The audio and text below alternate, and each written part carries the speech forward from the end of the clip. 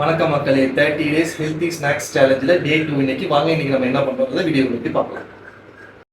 தேவையான இன்க்ரீடியன்ஸ் பார்த்தீங்கன்னா தண்ணி, கோகனட்டு, ராகி பவுடர் ப்ளஸ் நாட்டு சக்கரை எடுத்திருக்கேன். அதுக்கப்புறம் பார்த்துக்கிட்டிங்கன்னா நம்ம தண்ணியை ஹீட் பண்ணிப்போம். ஹீட் பண்ணதில் தண்ணியில் நம்ம நாட்டு சக்கரை ஆட் பண்ணி ரெண்டுத்தையும் மிக்ஸ் பண்ணணும், நல்லா தண்ணியாக வர அளவுக்கு. ஏன்னா நீங்கள் நாட்டு சக்கரை தான் யூஸ் பண்ணணும்னு இல்லை, நீங்கள் அச்சு வெல்லம் கூட யூஸ் பண்ணிக்கலாம். அச்சு வெல்லம்லாம் நுணுக்கி நீங்கள் தராவரத்துக்கு டைம் டிலே ஆகும். ஸோ இது நாட்டு சக்கரை எடுத்துக்கிட்டிங்கன்னா டைம் கொஞ்சம் சேவ் ஆகும். ஸோ நல்லா அதை நம்ம மிக்ஸ் பண்ணணும். அதில் தண்ணியில் மிக்ஸ் பண்ணிங்கன்னா அந்த தண்ணியில் நாட்டு சக்கரை நல்லா கரைஞ்சிரும், தண்ணியோட மிக்ஸ் ஆகி கரைஞ்சிரும். இதை நீங்கள் ஃபில்ட்ரு பண்ணி தான் ஆகணும். ஏன்னா நீங்கள் நாட்டு சக்கரை போட்டாலும் சரி, அச்சு வெல்லம் போட்டாலும் சரி, கடைசியில் ஃபில்ட்ரு பண்ணணும். ஃபில்ட்ரு பண்ணாவே உங்களுக்கு தெரியும் அதில் எவ்வளோ டஸ்ட் இருக்குன்னு. இதை ஃபில்ட்ரு பண்ணாமல் நீங்கள் டேரெக்டாக செஞ்சீங்கன்னா அதில் டஸ்ட்டு குழந்தைங்களுக்கு அஃபெக்ட் ஆகிடும். ஸோ கண்டிப்பாக இதை நீங்கள் ஃபில்ட்ரு பண்ண மறக்கவே கூடாது.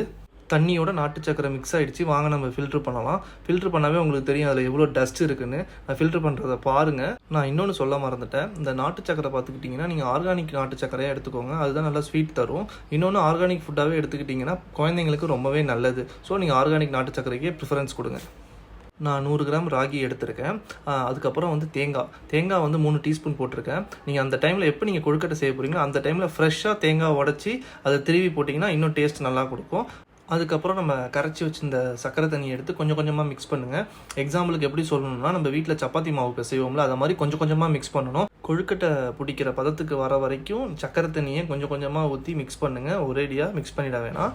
அதுக்கப்புறம் பார்த்துக்கிட்டிங்கன்னா அந்த கலரும் சேஞ்ச் ஆகும். நீங்கள் பிசைய உங்களுக்கு கலர் சேஞ்ச் ஆகும். அதை நீங்கள் பிசைகிறப்பவே பார்க்கலாம், கலர் நல்லா சேஞ்ச் ஆகிறத. வாங்க நம்ம கொழுக்கட்டை எப்படி பண்ணுறதுன்னு பார்க்கலாம். நான் இட்லி பானை தான் எடுத்திருக்கேன். இட்லி பானையில் ஒரு துணி போட்டுக்கோங்க. அந்த துணியை நல்லா வாஷ் பண்ணி அந்த துணியை போடுங்க. அதுக்கப்புறம் நம்ம ஒரு ட்ராப் நெய்யோ ஆர் எண்ணெயோ, நான் எண்ணெய் எடுத்திருக்கேன். இதை கையால் உருண்டி 3 விரலை வச்சு அமுக்குனா அந்த பிடி கொழுக்கட்டை ரெடி ஆகிடும். மோஸ்ட்லி இதை ரவுண்டாக இல்லாமல் இதை மாதிரி பண்ணிங்கன்னா கொஞ்சம் பார்க்குறதுக்கு ஒரு டிஃப்ரெண்ட்டாக இருக்கும், குழந்தைங்களுக்கு பிடிக்கும். இது நான் ஒரே டிசைனில் தான் பண்ணியிருக்கேன். இந்த ராகி நான் பவுட்ராக வாங்கலை கடையில்.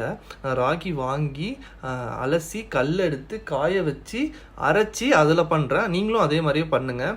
அது கடையில் வாங்கினீங்கன்னா பவுட்ராக அவங்க என்னென்ன மிக்ஸ் பண்ணுறாங்கன்னு நமக்கு தெரியாது. இதுன்னா நம்ம வீட்டிலே ப்ரிப்பேர் பண்ணுறதுனால குழந்தைங்களுக்கு கொடுக்கலாம். ராகி 6 மாத குழந்தைங்களுக்கே கொடுக்க ஸ்டார்ட் பண்ணலாம். ராகி போன்ஸுக்கு ரொம்ப நல்லது.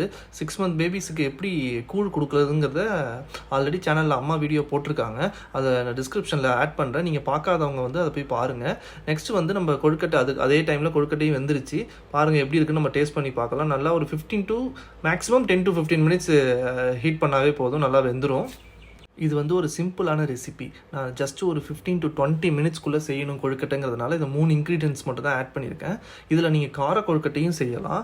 அது எப்படிங்கிறதுங்கிறத நெக்ஸ்ட் வீடியோவில் நான் சொல்கிறேன்.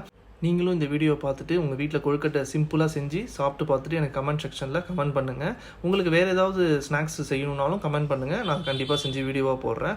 நல்லாவே நம்ம கொழுக்கட்டை நல்லா வந்திருக்கு. ஸோ பார்த்துக்கிட்டிங்கன்னா டேஸ்ட் பண்ணி பார்த்தா சூப்பராக இருக்குது.